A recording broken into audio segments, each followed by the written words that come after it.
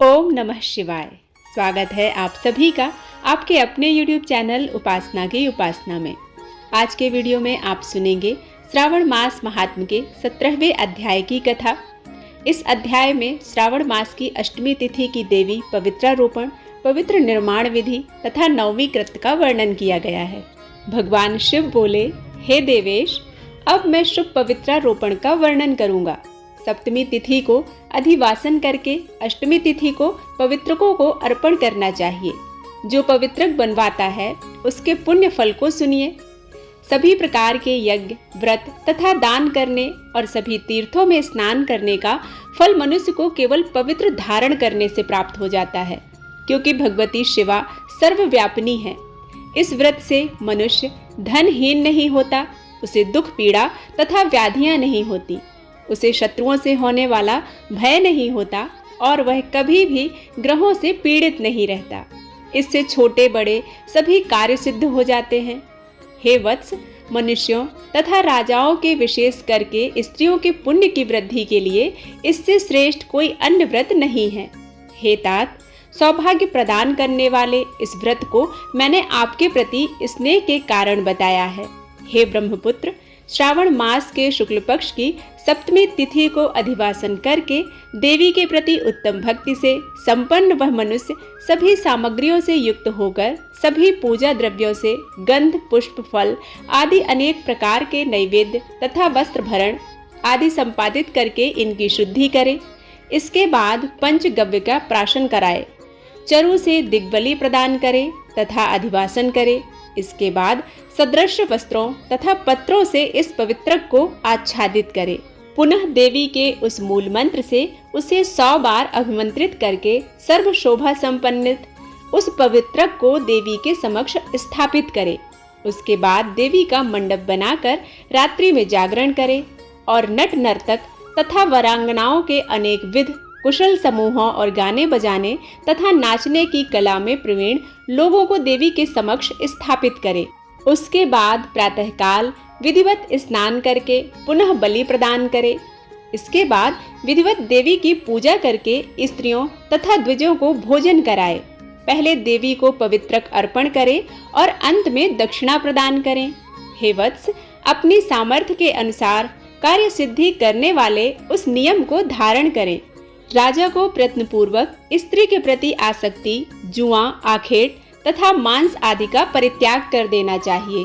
ब्राह्मणों तथा आचार्यों को स्वाध्याय का और वैश्यों को खेती का कार्य तथा व्यवसाय नहीं करना चाहिए। 7, 5, 3, 1 अथवा आधा दिन ही त्याग पूर्वक रहना चाहिए और देवी के कार्यों में निरंतर अपने मन में आसक्ति बनाए रखनी चाहिए। हे मुनिसत्तम, जो बुद्धिमान व्यक्ति विधान पूर्वक पवित्रारोपण नहीं करता है उसकी वर्ष भर की पूजा व्यर्थ हो जाती है। अतः मनुष्यों को चाहिए कि देवी परायण तथा भक्ति से संपन्न होकर प्रत्येक वर्ष शुभ पवित्रारोपण अवश्य करें। कर्क अथवा सिंह राशि में सूर्य के प्रवेश करने पर शुक्ल पक्ष की अष्टमी तिथि को देवी को पवित्रक अर्पित करना चाहिए। हे सनत कुमार, इसके न करने में दोष होता है। इसे नित्य करना चाहिए और इसे नित्य बताया गया है। सनत कुमार बोले, हे देवदेव, हे महादेव, हे स्वामी, आपने जिस पवित्रक का कथन किया है वह कैसे बनाया जाता है, उसकी संपूर्ण विधि बताएं। भगवान शिव बोले, हे सनत कुमार, स्वर्ण, ताम्र, चांदी, रेशमी वस्त्र से निकाले गए कुश, काश के अथवा ब्राह्मणी के द्वारा काटे गए कपास के सूत्र को तिगुना करके फिर उसका तिगुना करके पवित्रक बनाना चाहिए। उनमें 308 तारों का पवित्रक उत्तम और 270 तारों का पवित्रक मध्यम माना गया है। 180 तारों वाले पवित्रक को कनिष्ठ जानना चाहिए। इसी प्रकार 100 ग्रंथि का पवित्रक उत्तम, 50 ग्रंथि का पवित्रक मध्यम तथा 26 ग्रंथि का सुंदर पवित्रक कनिष्ठ होता है। अथवा 6, 3, 4, 2, 12, 24, 10 अथवा 8 ग्रंथियों वाला पवित्रक बनाना चाहिए। अथवा 108 ग्रंथि का पवित्रक उत्तम, चयन ग्रंथि का मध्यम तथा 27 ग्रंथि का कनिष्ठ होता है। प्रतिमा के घुटने तक का लंबा पवित्रक उत्तम, जंघा तक लंबा पवित्रक मध्यम तथा नाभि पर्यंत पवित्रक अधम माना जाता है। पवित्रक की सभी शुभ ग्रंथियों को कुमकुम से रंग लेना चाहिए। इसके बाद अपने समक्ष शुभ सर्वतोभद्र मंडल पर देवी का पूजन करके कलश के ऊपर बांस के पात्र में पवित्रकों को रख देना चाहिए। 3 तार वाले पवित्रक में ब्रह्मा, विष्णु तथा शिव का आवाहन करके स्थापित करें। इसके बाद का सुनिए। 9 तार के पवित्रक को ओंकार, सोम, अग्नि, ब्रह्मा, समस्त नागों, चंद्रमा, सूर्य, शिव तथा विश्व देवों की स्थापना करें। हे सनत कुमार, अब मैं ग्रंथियों में स्थापित किए जाने वाले देवताओं का वर्णन करूंगा। क्रिया, पौरुषी, वीरा, विजया, अपराजिता, मनोन्मणि, जाया, भद्रा, मुक्ति तथा ईशा ये देवियां हैं। इनके नामों के पूर्व में प्रणव तथा अंत में नमः लगाकर ग्रंथि संख्या के अनुसार क्रमशः आवाहन करके चंदन आदि से इनकी पूजा करनी चाहिए। इसके बाद प्रणव से अभिमंत्रित करके देवी को धूप अर्पण करना चाहिए। हे सनत कुमार, मैंने आपसे देवी के इस शुभ पवित्रारोपण का वर्णन किया है।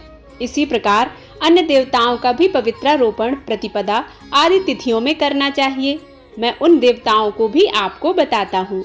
कुबेर, लक्ष्मी, गौरी, गणेश, चंद्रमा, बृहस्पति, सूर्य, चंडिका, अम्बा, वासुकी, ऋषिगण, चक्रपाणी, अनंत शिवजी, ब्रह्मा और पितर, इन देवताओं की पूजा प्रतिपदा आदि तिथियों में करनी चाहिए।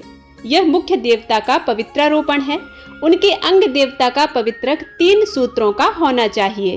भगवान शिव कहते हैं, हे विपेंद्र, अब मैं श्रावण मास के दोनों पक्षों की 9वीं तिथि के कारणीय कृत्य को बताऊंगा। इस दिन कुमारी नामक दुर्गा की यथाविधि पूजा करनी चाहिए। दोनों पक्षों की 9वीं के दिन नक्त व्रत करें और उसमें दुग्ध तथा मधु का आहार ग्रहण करें अथवा उपवास रखें। उस दिन कुमारी नामक उन पाप नाशनी दुर्गा चंडिका की चांदी की मूर्ति बनाकर भक्ति पूर्वक सदा उनका अर्चन करें। गंध, चंदन, कनेर के पुष्पों, दशांग धूप तथा मोदकों से उनका पूजन करें। उसके बाद कुमारी कन्या स्त्रियों तथा विप्रों को श्रद्धा पूर्वक भोजन कराएं। फिर मौन धारण करके स्वयं बिल्वपत्र का आहार ग्रहण करें।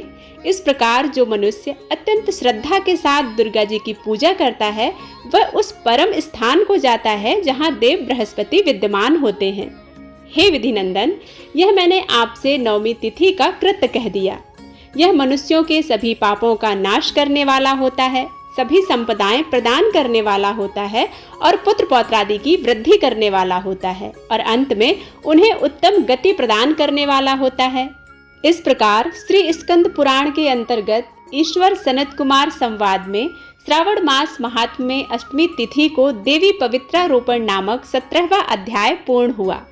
उम्मीद करती हूँ यह कथाएं आप सभी को पसंद आई होंगी। यदि पसंद आती हैं तो प्लीज़ लाइक जरूर किया करें। चैनल पर पहली बार आए हैं तो इसे सब्सक्राइब करना बिल्कुल ना भूलें। बेल आइकन प्रेस करें ताकि नए वीडियोस आप तक रोज पहुंच सकें। मिलते हैं एक नई कथा के साथ, तब तक के लिए ओम नमः शिवाय।